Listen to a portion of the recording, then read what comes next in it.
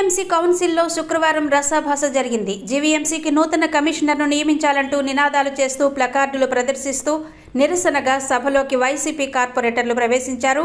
అయితే దీనికి ముందుగా పెహల్గాం దాడిలో మృతి చెందిన విశాఖవాసి చంద్రమౌళికి, తదనంతరం జరిగిన యుద్ధంలో మరణించిన మురళీ నాయక్కు, పెహల్గాం దాడిలో మృతి చెందిన యాత్రికులకు, ఆపరేషన్ సింధూర్లో మృతి చెందిన సైనికులకు జీవీఎంసీ కౌన్సిల్ సంతాపం తెలిపింది.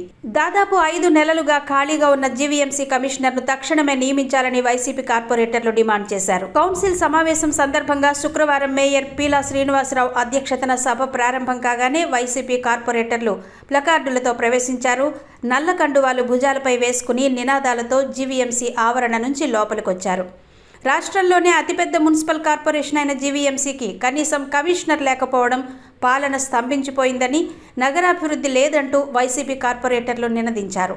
ఇదిలా ఉంటే మేయర్ కుర్చీ టీడీపీ వశమయ్యాక ఇదే తొలి కౌన్సిల్ కావడం గమనార్హం. పెహల్గాం మృతులకు సంతాపం వ్యక్తం చేసిన అనంతరం వైసీపీ ఫ్లోర్ లీడర్ బాణాల శ్రీనివాసరావు మాట్లాడుతూ కమిషనర్ లేకుండా మేయర్ కౌన్సిల్ నిర్వహించడం భావ్యం కాదని సూచించారు.